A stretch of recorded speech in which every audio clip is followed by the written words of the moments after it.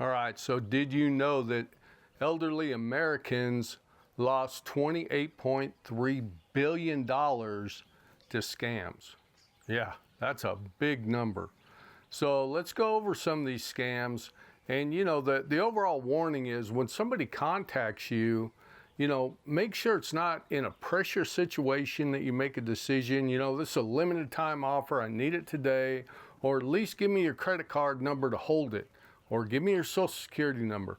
Don't do that. Never give personal information out. Directly contact the company in a different means, and there's some of these scams where you may want to directly contact a family member to make sure that it's not a scam. So let's take a look at these. All right, so in no particular order. Number one, funeral scams.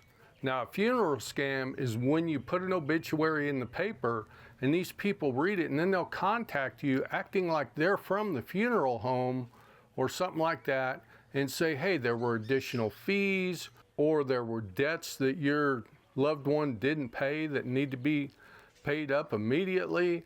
And you're grieving. You just want to get this all done and settled. And you're not putting a lot of thought into could this be a scam or not. But be careful during a funeral and have somebody help you out with that. Have somebody help you with the decision-making processes, especially when it comes to the money. And tech support scams. I actually got into one of these. I typed in a website on my computer, and when it came up, it locked up my computer and had flashing, call this number, do not shut your computer down, do not reset. Well, obviously the first thing I did, I couldn't do anything, was I went ahead and reset my computer, brought it all back up, ran a virus scan on it, and the virus scan came back that everything was good. But for kicks and giggles, I went ahead and called them. I know they'll have my phone number, but that's all right. But it wasn't very far into the conversation when they wanted my name, my email address. And as soon as that started coming out, I knew it was coming up next, credit card number, social security number, all that, so I just hung up. But I just wanted to see where it went. But those scams are out there all the time. So what can you do to protect yourself is these scammers will want to remotely access your computer.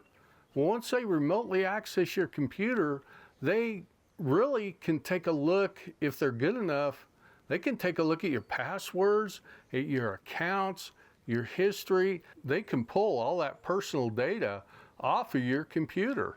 So that's a really bad thing. And on top of that, more than likely, they're going to say, we can remote in and we can fix your problem, but it's going to cost X amount of dollars in a fee, have your credit card handy. Well, do not do that. If you need to, run it down to Best Buy, to Geek Squad, take to one of your children who's pretty tech savvy. Most kids are these days. But do not let somebody you do not know remote into your computer. That can be a disaster because there's a lot of information on your computer that you don't want getting out. And it's hard enough to contain it just with the internet. All right, and this third one is something that, pretty much we all have probably gotten that phone call, government imposters. They'll call you up and say, you owe X amount of dollars in taxes, in unpaid taxes. You have late fees on this. We're from the sheriff's department. We're from the city and you were late paying your water bill. You need to pay it today or we're gonna cut it off. Give me your credit card number. And that happens all the time. So people, imposters of government officials, happens all the time. If you find yourself in that position, go ahead and contact them directly. Get off the phone, contact them, find the phone number to call. And what you'll find out most of the time is government agencies will not make their first contact with a phone call. They will send you an email. All right, number 4, the grandparent scam. And we've all heard about this on the news in different places where people call up and they say, hey, we have your grandson in a holding cell. He needs bail money. He was in a car accident. We need to get your credit card information.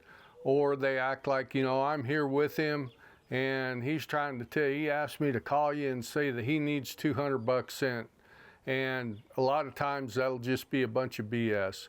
Make sure when you get a call and it's not from a known number and they say that they're talking to one of your relatives, they probably got a phone. And if they don't, especially when it's your grandchildren, you can call their parents and say, hey, I'm getting a phone call that Johnny's in trouble. He's been locked up or something. And they will likely say, well, he's sitting here on the couch, so I don't think he is. But that's a big scam that's been going around.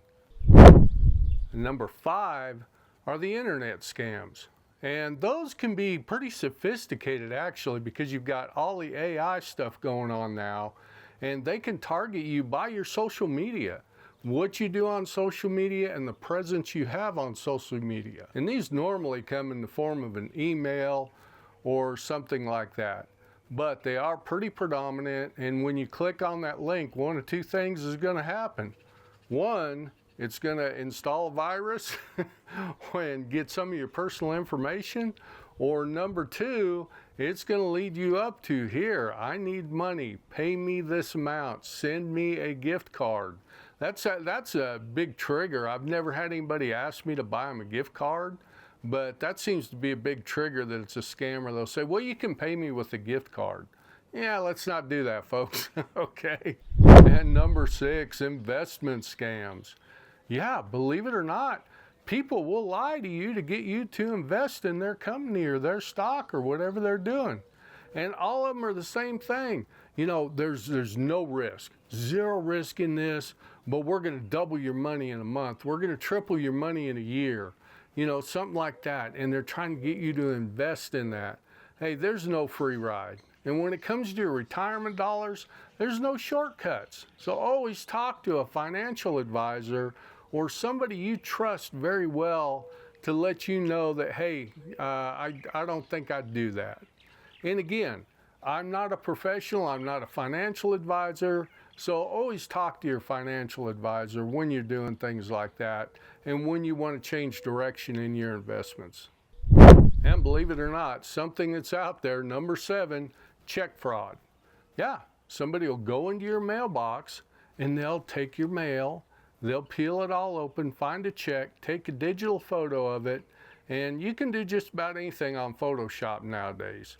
So, you think that it's risky doing online banking and things like that.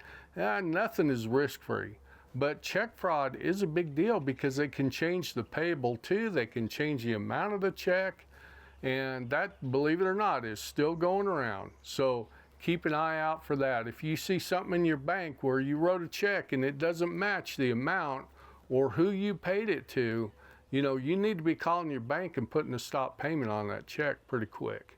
All right, so number 8, if you're 62 and you own your home, guess what? Yeah, reverse mortgage scams. And a lot of that is they'll come in and they'll say, hey, for a fee, we'll come in and assess your home and we'll draw up loan papers and we'll do this, but we got to have X amount of dollars to get it started.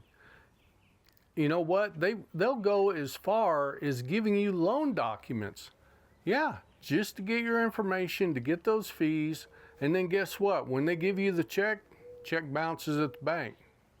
Imagine that. So always deal with a reputable mortgage lender when you're going to do some kind of reverse mortgage. And number 9 is caregiver scams. And those are people who are going to come in and help you in your elderly years. And I hate to say it, but it can even be your friends and family who are helping out. And what they'll do, they'll dig through your personal stuff, they'll get your credit card information, and it's just not a good situation. So go ahead and make sure before you let somebody into your home and give them access to, places in your house where you keep personal information, that you know and trust those people.